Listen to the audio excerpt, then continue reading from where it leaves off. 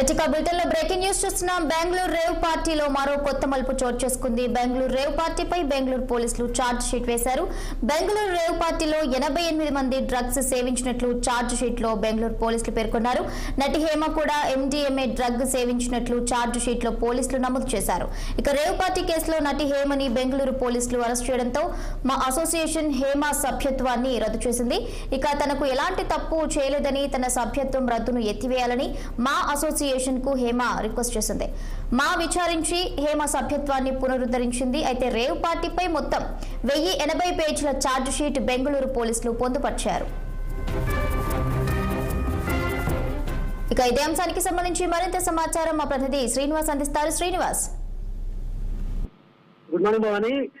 Bengaluru rave పార్టీకి సంబంధించి పోలీసులు ఛార్జ్ షీట్ వేశారు. అయితే ఏదైతే ఈ బెంగళూరు రేవ్ పార్టీలో కూడా పాల్గొన్నటువంటి మొత్తం వ్యక్తులలో 88 మంది కూడా డ్రగ్ సేవించినట్టు కూడా ఛార్జ్ షీట్ లో పేర్కొన్నారు. మొత్తం ఆ రేవ్ పార్టీకి సంబంధించి 1080 పేజీల ఛార్జ్ షీట్ ని పోలీసులు వేసిన పరిస్థితి. సో ఈ నేపథ్యంలో కూడా నటి హేమ కూడా MDMA డ్రగ్ సేవించినట్టు కూడా ఛార్జ్ షీట్ లో పేర్కొన్నారు. అయితే ఏదైతే నటి గతంలో నేను ఎలాంటి డ్రగ్ సేవించలేదు, ఎలాంటి తప్పు చేయలేదని చెప్పిన హేమకు సంబంధించి మాత్రం బెంగళూరు పోలీసులు అయితే క్లియర్ గా ఛార్జ్ షీట్ లో డ్రగ్ సేవించినట్టు కూడా పేర్కొన్న పరిస్థితి. అయితే ఈ నేపథ్యంలో కూడా గతంలో హేమని విచారించడంతో పాటు బెంగళూరు పోలీసులు అరెస్ట్ కూడా చేసిన పరిస్థితి. ఈ క్రమంలో కూడా మూవీ ఆర్టిస్ట్ అసోసియేషన్ మా కూడా ఆమె సభ్యత్వాన్ని రద్దు చేసింది.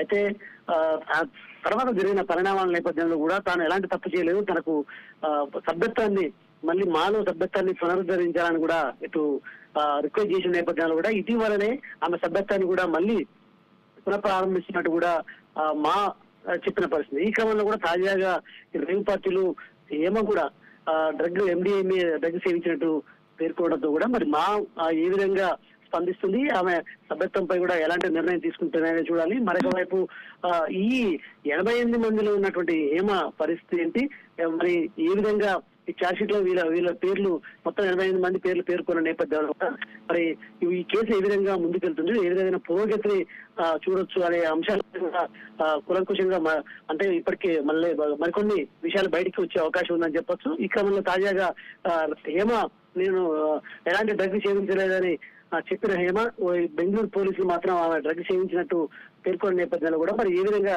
స్పందిస్తారనేది మంచి చూడాల్సిన అవసరం అయితే ఉందని చెప్పొచ్చు. Thank you Srinivas, thank for the updates.